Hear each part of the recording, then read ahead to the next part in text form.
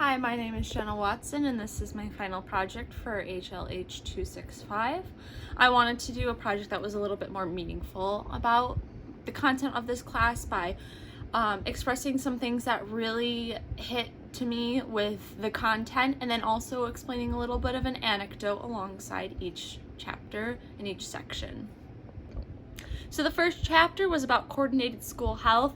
They are defining health as more of a broad concept that's influenced by personal, behavioral, and environmental variables, and it's very multidimensional. That includes physical, mental or intellectual, emotional, social, spiritual, and vocational factors.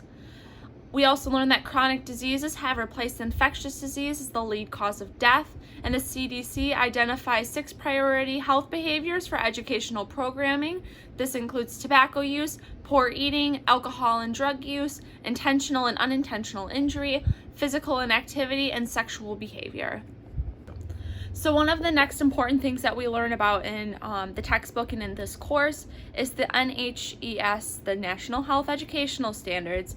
There are 8 of them, and this includes the core concepts, analyzing influences, accessing information, products and services, interpersonal communication, decision-making, goal setting, self-management, and advocacy. We continue to see all of these themes throughout every chapter, and that includes on the more specific health topics like tobacco use.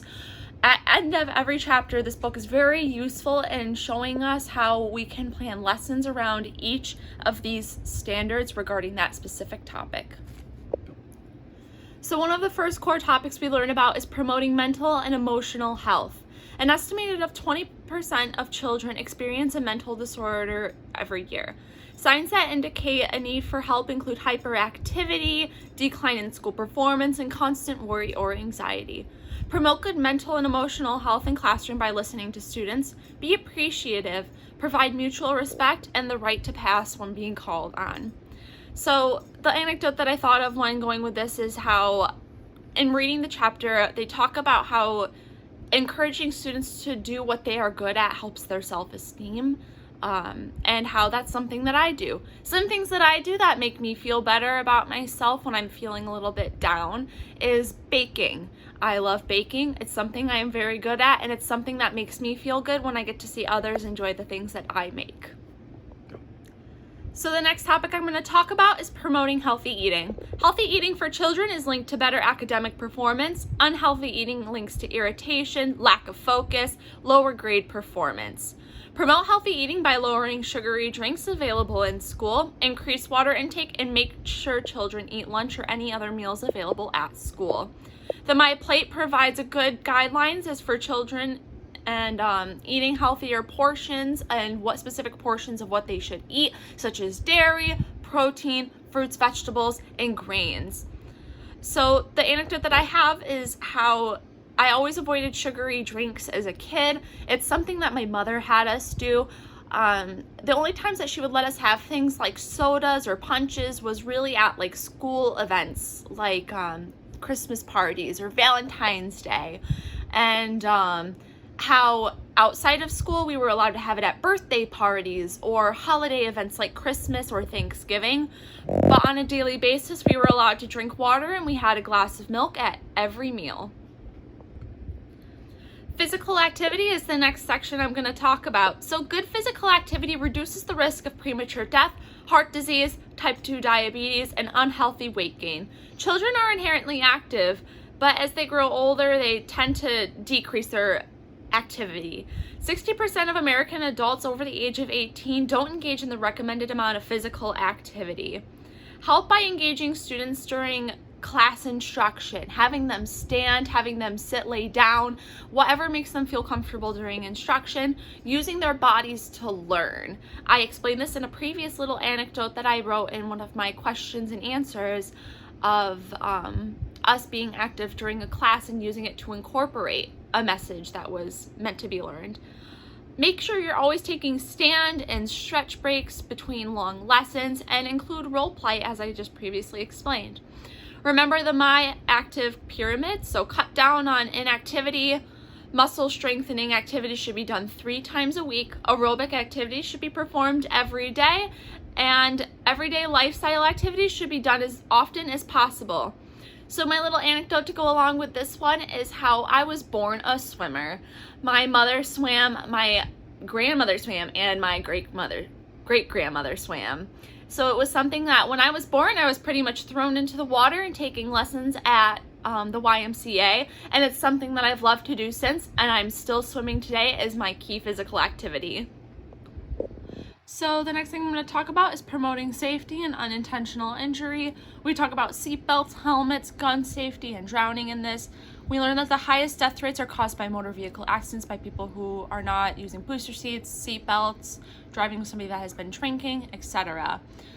We also talk about the 8 recommendations for preventing injuries.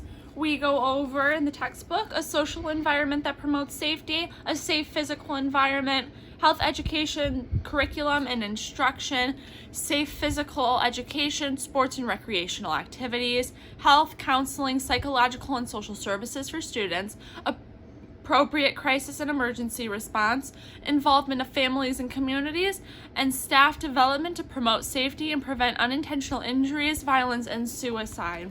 So the thing that I wanted to talk about with this one is because we also talk about helmet safety in this one with riding bikes and those unintentional injuries. I wanted to talk about how as a kid I didn't think it was cool to wear a helmet. Not with bikes, not with scooters, not with skateboards. I didn't think wearing a helmet was cool. And so my parents made it an effort to go to wherever we saw fit for me to find a bike helmet that I finally thought was cool, because my parents were the kind of parents that told me that I was not going to be going without a helmet. I knew a lot of students that were in the same grade as me that didn't wear helmets anywhere. And my parents were like, well, just because they do it doesn't mean you can too. So they made sure to make an effort to find a helmet that I felt cool in. So the next thing I'm going to talk about is promoting personal health and wellness. So educationally relevant health disparities include vision, asthma, teen pregnancy, aggression and violence, physical inactivity, breakfast and inattention, and hyperactivity. This topic also covers good sleep, dental and skin cancer prevention. We also talk a little bit about the difference between chronic and communicable diseases such as HIV, which is very prevalent in education. And so something that I wanted to talk about with this is how we talk about skin cancer in this chapter and the importance of wearing sunscreen. Now, my ancestors are Irish, so I am very, very pale naturally, and I burn very easily.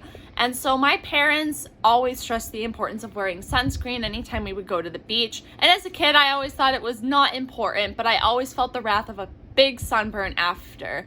And something that really struck me about making sure to always wear sunscreen and making sure my future kids and my future students wear sunscreen when being outdoors and sometimes even being indoors is that I've seen both of my parents go through nasty biopsies of skin cancer cells because of their exposure to sun without protection. I'm now going to be talking about preventing intentional injury and violence. Now, this is a more sad topic, as every 47 seconds a child is confirmed as abused or neglected. This can cause attendance problems, bad grades, low performance levels in class and on exams. Violence can occur in home and at school. Children can be bullied, sexually assaulted, or harassed and abused physically and emotionally. So my anecdote along with this one is more sad, and as a middle schooler, I saw my best friend get sexually abused. Or, well, I didn't see her have it happen, but I was told about her getting sexually abused, and how because she was not expressive of it to any teachers or anybody that could be a mandated reporter for her, and rather directly went to her family, she ended up getting in more trouble first before getting the help she needed. And knowing that there was something that could have been done differently is really hard. So the thing about this chapter that struck with me is knowing the key things about being a mandated reporter and how you can remain anonymous. You are pretty much safe from any illegal actions being turned against you from parents that are angry, and how you need to remember that this is a matter of safety of children, and this is what will help them both in life and academically. This next one is something that you see taught in all kinds of schools all the time, and that is tobacco use prevention. It's not normal for children to use tobacco. You may see lots of adults doing it all around, but for children to see it, and the fact that there are children that do smoke cigarettes or vape, is alarming. So vaping has become more of a prevalent issue than smoking cigarettes or something. But it's still an issue nonetheless that is in the same category of talking about nicotine addiction and the other harmful chemicals that are in it and the chronic diseases that can be formed from it, such as lung cancer, heart disease, etc. So my anecdote with this one is how smoking tobacco has been big in my family. Addiction is very prevalent in my family. And I saw 2 of my own family members go down because of smoking cigarettes. Now, in our textbook, we talk about not telling all the gruesome details about deathly diseases because it might form stronger anxieties in children rather than prevent them from smoking itself. However, it is important to know the dangers of what could happen by smoking.